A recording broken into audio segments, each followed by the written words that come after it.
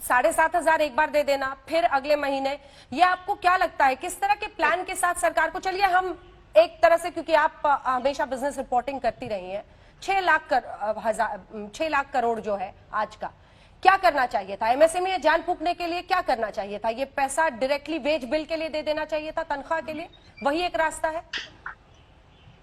मुझे एक बात बताइए अंजना जी, थोड़ी बहुत क्योंकि समझ रखती हूँ इसलिए सवाल पूछ रही हूँ।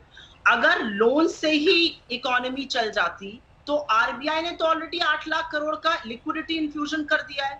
आरबीआई ने तो ऑलरेडी रिवर्स रेपो कम कर दिया था, बैंक्स को लोन देने को कहा, लेकिन लोन लोगों ने नहीं लिया, ना रिटेल लोन लिया गया ना कॉर्पोरेट लोन लिया गया। लेकिन सुप्रिया श्रीनाथे, एक काउंटर क्वेश्चन आप ही से है, लेकिन जो एमएसएमई क्षेत्र है उनकी क्या मांग थी? उनको यही चाहिए ना कि जिनके लोन इस वक्त वो नहीं रिपे कर पा रहे हैं या डूब रहे हैं, उनको कोई एक सोर्स चाहिए जिसके जरिए वो आगे बढ़े। उनके लिए वो उम्मीद का तिनका क्या है?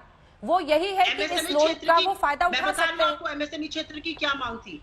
एमएसएमई क्षेत्र जिसमें 6.3 करोड़ यूनिट्स आते हैं, उन सब की मांग थी कि हम वेजेस अपने नहीं पे कर पा रहे, हमारे पास वर्किंग कैपिटल नहीं है, हमारे लोगों के वेजेस या तो जीएसटी रिफंड 6 मंथ्स प्रीवियस आप दे दीजिए या आप वेजेस हमारे 3 महीने के पे कर दीजिए।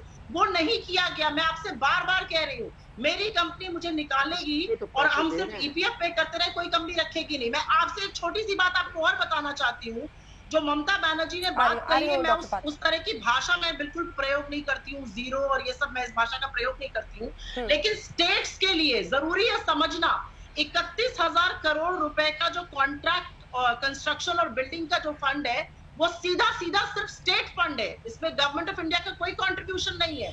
90,000 करोड़ का जो पावर डिस्कॉम फंड है, ये fully backed by state governments है। Again no contribution from the government of India. तो बातें भी समझने की जरूरत है कि पैसा अंतोगत्वा कहां से आ रहा है, कहां से आ रहा है पैसा अंतोगत्वा कर रही है, लेकिन ये स्टेट गवर्नमेंट के फंड्स है, ये सेंट्रल गवर्नमेंट के फंड्स नहीं है और इसमें कोई कंट्रीब्यूशन नहीं है सेंट्रल गवर्नमेंट का। ये तो बड़ा ही आश्चर्यचकित होने वाला विषय है कि सेंट्रल गवर्नमेंट का पैसा नहीं, सब हमारा पैसा है। फिर कल रो रहे थे कि हमारे पास कोई पैसा नहीं है, आप बोल रहे हैं कि सब हमारा ही पैसा है। देखिए प्लीज सुप्रिया जी, सुप्रिया जी प्लीज थोड़ा सा बोलने दीजिए, ऐसे मत होइए, आप आराम से बैठिए, आप हंसिए, मन में हंसिए, ऐसे साउंड कर प्रोड्यूस करके मत हंसिए। आपकी अनभिज्ञता आप हंसिए, मन में बोलिए। अरे सुप्रिया, तो अब मन में हंसिए, मुझे डिस्टर्ब मत करिए, आप साउंड प्रोड्यूस करके मत हंसिए, अंदर में हंसिए, आप मुझे बोलने दीजिए। अब आप मुझे बताइए, मैं इतना कहना चाहता हूँ। ओहो, देखिए रोहित जी और अंजना जी, मुझे तो कांग्रेस पार्टी क्यों परेशान है मुझे कारण पता है। ये सोच रहे हैं कि ये तो हम सब लूट लाट के गए थे, ये 20 लाख करोड़ आया कहाँ से? ये कल तक मुझे तो आज मैं सुबह देखा था दुनिया जी संबित जी, मैं बाकी भाषा का मेरे साथ भाषा का ऐसे अरे भैया ये कोई मैं नहीं ऐसे मत लड़िए, ये कोई हम ट्यूबवेल पे लड़ रहे हैं क्या खड़े होके? नहीं, हाँ, बहुत बढ़िया। अरे अंजना जी, हम ये क्या ट्यूबवेल, हम ये पानी भरने वाले ट्यूबवेल पे खड़े होकर लड़ रहे हैं क्या? ऐसे क्यों लड़ रहे हैं?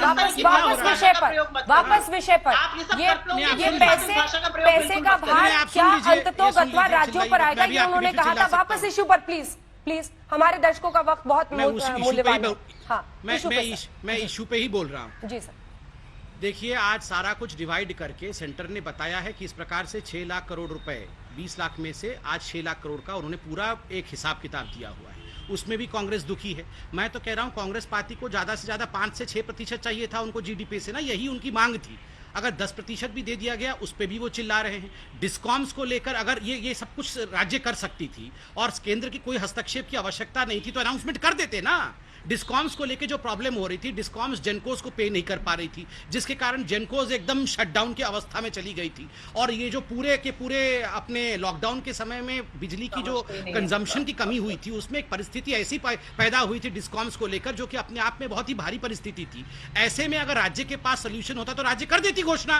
क्यों नहीं घोषणा कर रही थी? क्यों केंद्र को बता रही थी? ये इसलिए बता रही थी क्योंकि ये राज्य के हाथ के विषय नहीं थे। केंद्र ने इस पे हस्तक्षेप करके, चाहे डिस्कॉम्स का विषय हो, चाहे एनबीएफसीज का विषय हो, चाहे एमएसएमईज के विषय हो, चाहे ईपीएफ का विषय हो, ये केंद्र के विषय थे। और देखिए, जहां तक ममता बनर्जी और कांग्रेस पार्टी का सवाल है, मैं तो कहता हूं अगर ठीक है आपके पास इतने पैसे हैं और आप लोगों का भी पैसा है तो महाराष्ट्र क्यों मांग रही है? कर दे अपने आप ही, कर दे वेस्ट बंगाल अपने आप ही, अगर आपके पास इतने पैसे हैं और सब कुछ आप लोग कर सकते हैं तो। ठीक है, जवाब दीजिए इसका अंजना जी, सुप्रिया मैं सिर्फ एक सवाल पूछना चाह रही ठीक हूँ। है। मैं एक सवाल पूछना चाह उन्होंने रही भी हूँ। आपसे पूछा, उसका संबित जी, जवाब देके सवाल पूछ लीजिए। मैं पहले तो सबसे पहले संबित जी से ये पूछना चाह रही हूँ, फिस्कल और मॉनेटरी स्टिमुलस में तो अंतर आप समझते ही होंगे, और अगर वो अंतर आप समझते होंगे तो आप शायद मेरा आक्षेप भी समझ गए होंगे, क्योंकि ये लिक्विडिटी बूस्टिंग मेजर्स है। आप अगर ये समझ ही नहीं रहे हैं कि 90,000 करोड़ लोन्स जो डिस्कॉम्स के हुए हैं वो fully backed by state government है, और 31,000 करोड़ रुपए का जो वेलफेयर फंड बिल्डिंग और कंस्ट्रक्शन का है, ये स्टेट फंड होता है under the constitution of India. इसमें मैं और आप बहस करके सच को नहीं बदल सकते हैं। मॉनेटरी और फिस्कल स्टिमुलस को समझिए, ये लिक्विडिटी बूस्टिंग मेजर्स है, ये फिस्कल स्टिमुलस नहीं है। फिस्कल होता है जब गवर्नमेंट ऑफ इंडिया के एक्सचेकर से पैसा जाता है।